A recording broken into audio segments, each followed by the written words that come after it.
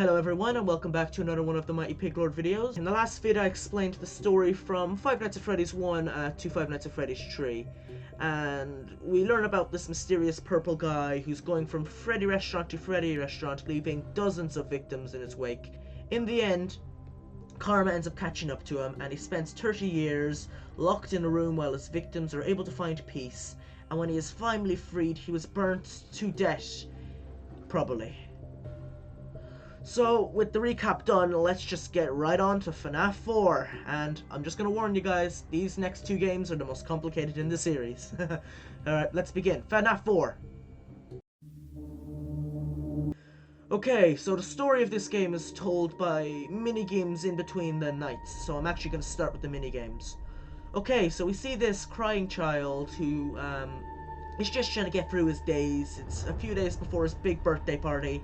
And he ends up being tormented by his older brother, who is always wearing a foxy mask, from who now on I will call older brother. The kid lives in a normal house with his older brother.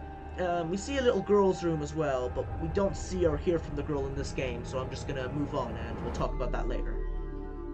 So the older brother bullies his younger brother for being scared of Freddy's, and he does some really cruel acts like locking him in his room, locking him in the back rooms of Freddy's, and just jumping out and scaring him with his foxy mask.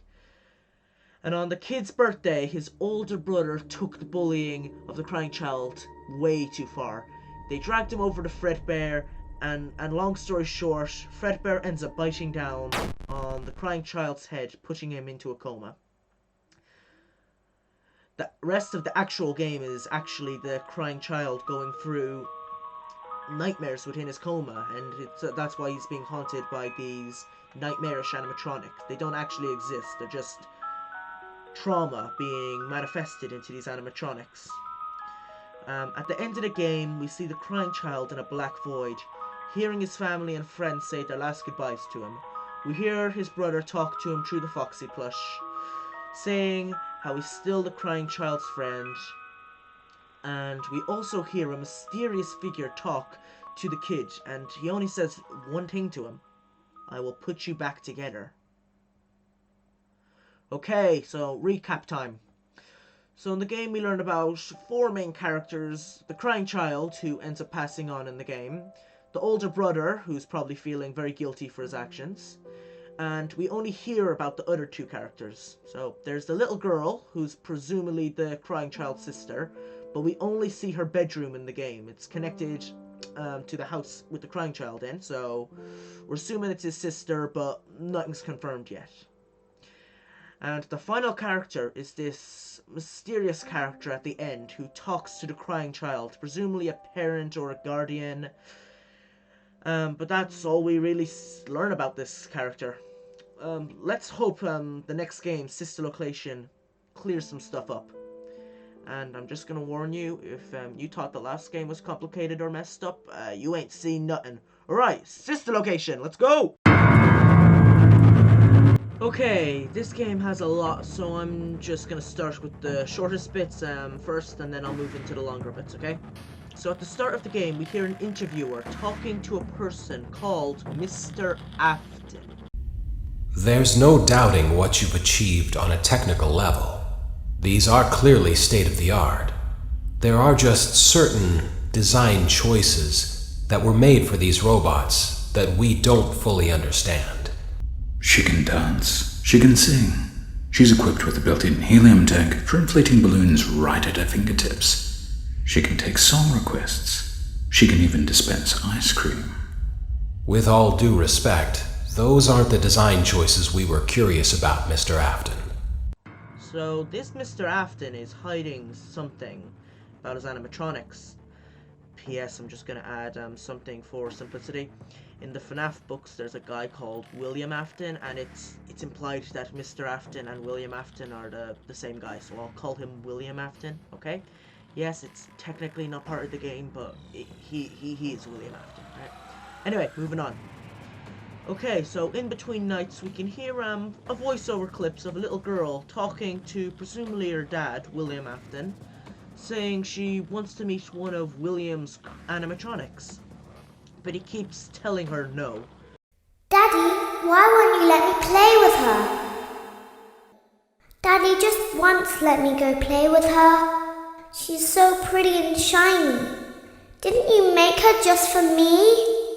And on the last voiceover, we hear her say she's gonna sneak in to see her dad's creation. Daddy isn't watching. Okay, so that's the voiceovers done. Not too much to go on. There's this William Afton guy who seems to have made these new animatronics, and he has a daughter. So let's see what's next. Well, there's mini games. Well, a mini game to be more specific, like in the older games. So let's see what this mini game entails. Okay, so in this mini game we follow the main animatronic of this game, called Baby. She's giving out cake to a whole bunch of kids, and at the end she finds a little girl, and well,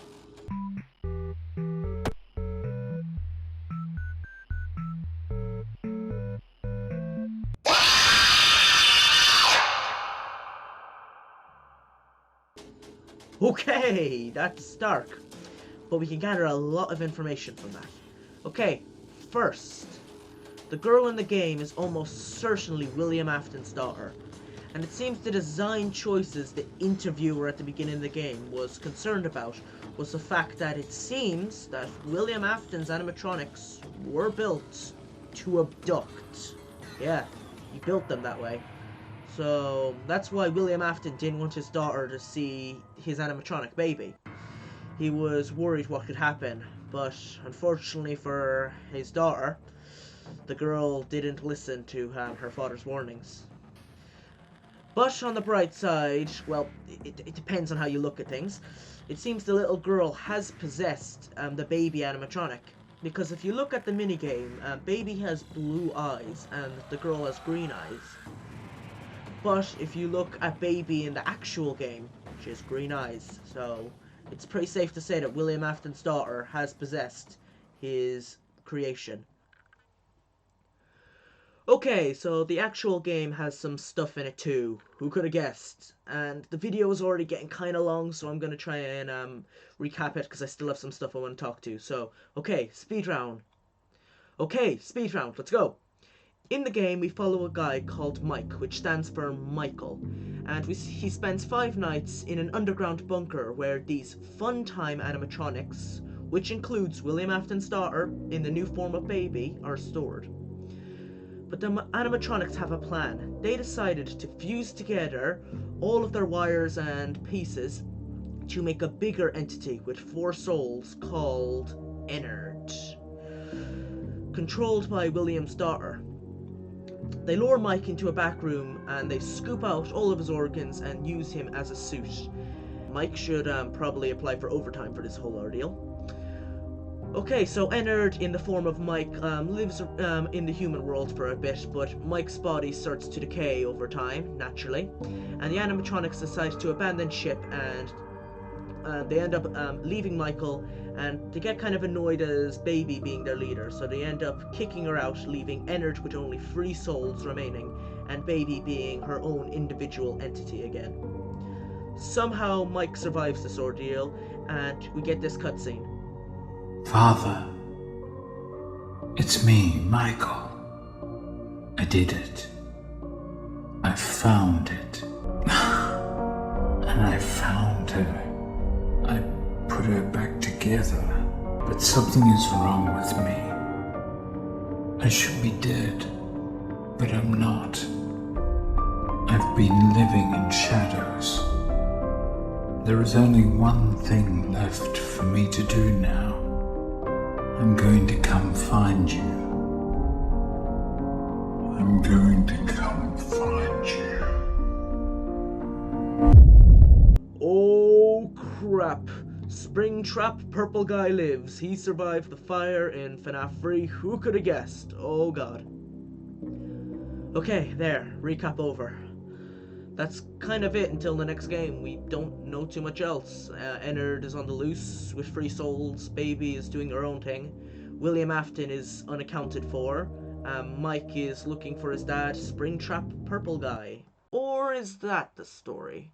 Let's look a bit closer. So there's William Afton, who is the father of this girl who becomes Baby. And then there's a separate family where there's Michael, who is the son of Springtrap / Purple Guy, the killer from the first 3 FNAF games. But William Afton makes robots to abduct people in restaurants, and Purple Guy abducts people in Freddy's restaurants. What if, just what if these 2 guys, William Afton and Purple Guy, are the same person? That means that Mike is the brother to this girl who becomes baby, which could explain why he saves the Funtime animatronics in Sister Location. Wait, Sister Location. Oh, it even says it in the title. Come on. But wait, let's push this even further. Bring back the portrait from FNAF 4. Come on. Okay, so we have the crying child who died in that game, so he can't be anyone from the Sister Location. But there's the little girl. What if she's William Afton's daughter? What if this little girl becomes baby? Okay, well, let's look. The older brother from FNAF 4. If this older brother, he's a teenager in this game, but what if the older brother is called Michael Afton? This is what he looks like when he's younger, but this is what he looks like when he's all grown up. He's Michael Afton, which means that the mysterious man who said, "I will put you back together," to his son on his deathbed, is William Afton, also known as Springtrap, also known as Purple Guy. This could explain why he did all his deeds in the first place, and why he made the Funtime animatronics to abduct. He was trying to learn how to put his son, the crying child, and later his daughter, back together. Maybe that's why he didn't die when he became Springtrap. It's because of his experiments. So the story has changed, everyone. It's no longer about a faceless serial killer. It's about a family, the Afton family. The crying child who died in Five Nights at Freddy's 4. Sending William Afton mad trying to put him back together, which indirectly led to the demise of his daughter. When karma eventually caught up to him, he was turned into Springtrap. And then that leaves Michael Afton, the older brother, who seems to be trying to undo his father's sins by trying to free his sister and the other kids in Sister Location, and by burning down Fazbear's Fright to kill his father Springtrap for all of his dark deeds. But he failed so far.